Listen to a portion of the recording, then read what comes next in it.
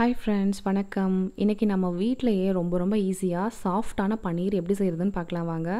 நீங்கள் ஒரு முறை வீட்டில் பன்னீர் பண்ணிட்டீங்கன்னா கண்டிப்பாக நீங்கள் கடையில் வாங்க மாட்டீங்க. ஏன்னா அந்தளவுக்கு வீட்டிலையே நம்மளால் சாஃப்டான பன்னீர் செய்ய முடியும். இப்போ இந்த ஒரு பீஸோட அளவு வந்து 150 கிராம் இருக்கும். இதை நம்ம கடையில் வாங்கும்போது கண்டிப்பாக அரௌண்ட் 100 இருக்கும். அதுவும் பிராண்டை பொறுத்து அதோட ரேட் மாறும் இல்லையா? இதுவே நம்ம வீட்டிலையே பால் வாங்கி பன்னீர் பண்ணும்போது நமக்கு அமௌண்ட்டும் மிச்சமாகும், அதே சமயம் குவாலிட்டியாகவும் இருக்கும். வாங்க பன்னீர் பண்ணிடலாம். நான் இன்றைக்கி பன்னீர் பண்ணுறதுக்காக 4 லிட்டர் பசும் பாலை நல்லா காய்ச்சிக்கிறேன். என்னோடய ஏரியாவில் நான் 4 லிட்டர் பசும் பால் வாங்குறதுக்கு 200 ரூபாய் எனக்கு செலவாச்சு. உங்ககிட்ட பசும் பால் கிடைக்கலன்னா பாக்கெட் பால் ஏதாவது ஒரு பிராண்ட், ஆனால் ஃபுல் க்ரீம் மில்காக நீங்கள் வாங்கிக்கோங்க.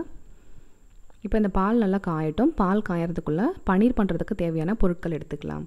4 லிட்டர் பாலை திரிக்கிறதுக்கு 4லேருந்து 5 லெமன் தேவைப்படும்.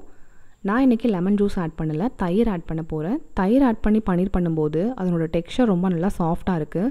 அதுவும் ஒரு வாரத்துலேருந்து 10 நாள் வரைக்கும் அந்த பன்னீரை ஸ்டோர் பண்ணும்போது தயிர் ஆட் பண்ணி பண்ணும்போது நல்லா சாஃப்டாக இருக்குது. லெமன் ஆட் பண்ணி பண்ணோன்னா கொஞ்சமாக மேலே அந்த அவுட்டர் லேயரெல்லாம் ஹார்டாகிடுது. அதனால் நான் எப்பயுமே தயிர் ஆட் பண்ணி தான் பன்னீர் பண்ணுவேன். தயிர் இல்லைன்னா மட்டும்தான் லெமன் ஜூஸ் ஆட் பண்ணுவேன். இப்போ 4 லிட்டர் பாலுக்காக 1 கப் அளவுக்கு தயிர் எடுத்து ரெடியாக வச்சுக்கலாம். அடுத்தது பன்னீரை வடிக்கணும் இல்லையா? அதுக்காக நான் மாவு சலிக்கிற சலாடை எடுத்துக்கிட்டேன். அதிகமாக இருக்கிறதுனால சல்லடை எடுத்திருக்கேன். கம்மியாக இருந்ததுன்னா வடிகட்டி போதும். இப்போ இது மேலே நம்ம ஹோல்ஸ் நெருக்கமாக இருக்கிற மாதிரி க்ளீனான ஒரு துணி எடுத்துக்கலாம். மஸ்லின் கிளாத் இருந்ததுன்னா இன்னும் நல்லாயிருக்கும். நான் இன்றைக்கி வெள்ளை வேஷ்டி இருக்கும் இல்லையா, அதில் ஒரு சின்ன பீஸ் கட் பண்ணி எடுத்திருக்கேன்.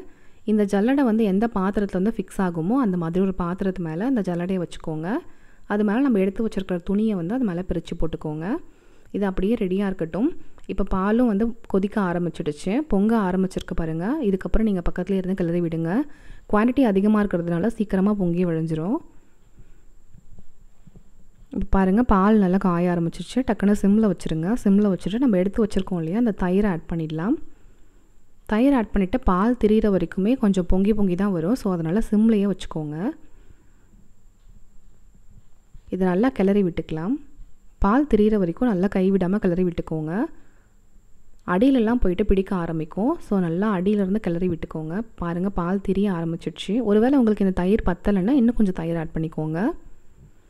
இந்த 1 கப் அளவு தயிர் வந்து இதுக்கு கரெக்டாக இருந்தது. இப்போ இது நல்லா கிளறிக்கலாம். தண்ணி தனியாக சாலிட் தனியாக ஆகுது பாருங்கள். அந்த தண்ணி வந்து நல்லா கொஞ்சம் க்ரீனாக கலர் மாறிடும்.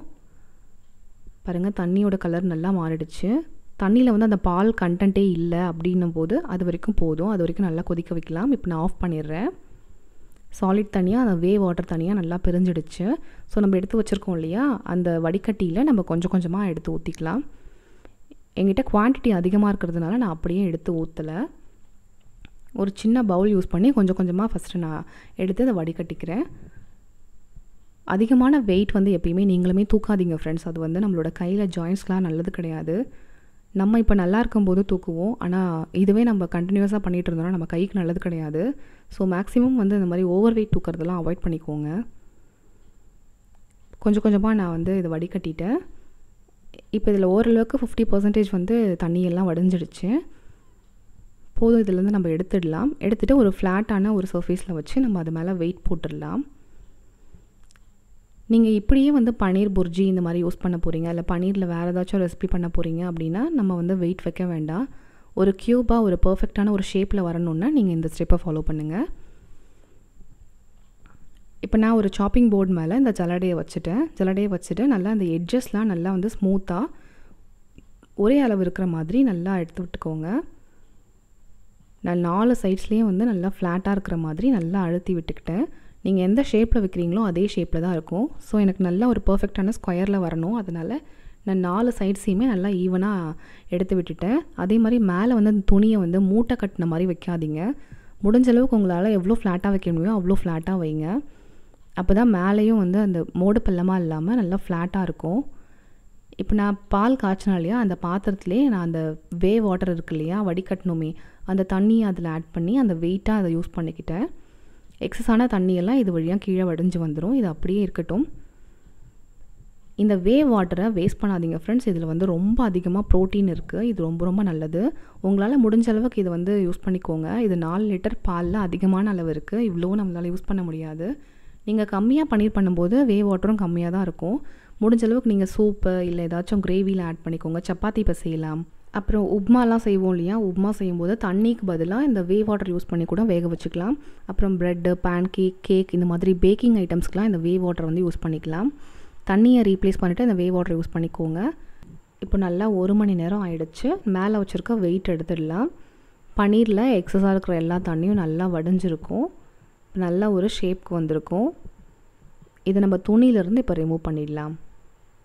நம்ம தயிர் யூஸ் பண்ணி பன்னீர் பண்ணதுனால நம்ம வடிக்கும்போது திரும்பவும் ஒரு முறை ப்ளைனான தண்ணி போட்டு நம்ம அலச தேவையில்ல. இதுவே நம்ம லெமன் ஜூஸ் யூஸ் பண்ணி பன்னீர் பண்ணுறோன்னா பாலை வந்து திரிச்சோம் இல்லையா, அதுக்கப்புறம் ஜல்லடையில் வடிகட்டினதுக்கப்புறமா திரும்பவும் அதில் நல்லா ஒரு 1 லிட்டர் அளவுக்கு ப்ளைனான தண்ணி வந்து அது மேலே நல்லா கொட்டி அலசிட்டு அதுக்கப்புறமா நம்ம இந்த மாதிரி சாலிடான ஷேப் வர்றதுக்காக படிய வைக்கணும்.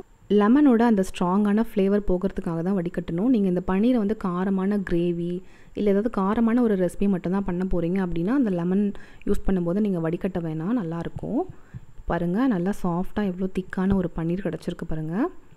முடிஞ்ச அளவுக்கு நீங்கள் வந்து ஃபுல் ஃபேட் இருக்கிற மாதிரி பாலை வந்து செலக்ட் பண்ணுங்கள். தண்ணியான பாலில் பண்ணிங்கன்னா கம்மியாக தான் கிடைக்கும். நீங்கள் நல்லா திக்கான பாலில் பண்ணுங்கள். இந்த பன்னீரை வந்து 1 வாரத்துலேருந்து 10 நாள் வரைக்கும் நம்ம ஃப்ரிட்ஜில் வச்சு ஸ்டோர் பண்ணிக்கலாம்.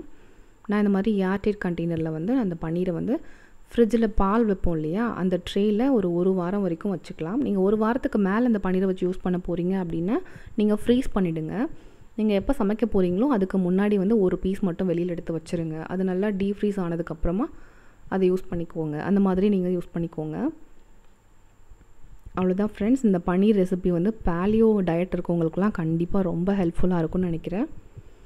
இந்த வீடியோ பிடிச்சிருந்ததுன்னா லைக் பண்ணுங்கள், ஷேர் பண்ணுங்கள். அப்படியே கீழே எப்படி வந்ததுன்னு கமெண்ட் பண்ணுங்கள் ஃப்ரெண்ட்ஸ். சேனலை மறக்காமல் சப்ஸ்கிரைப் பண்ணிக்கோங்க. அப்படியே பக்கத்தில் உள்ள பெல் ஐக்கானையும் கிளிக் பண்ணிக்கோங்க. அப்போ தான் நான் போடுற அடுத்த வீடியோஸோட நோட்டிஃபிகேஷன் உங்களுக்கு வந்து சேரும். தேங்க்யூ ஃபார் வாட்சிங் ஃப்ரெண்ட்ஸ். மீண்டும் அடுத்த பயனுள்ள வீடியோவில் பார்க்கலாம். பாய்.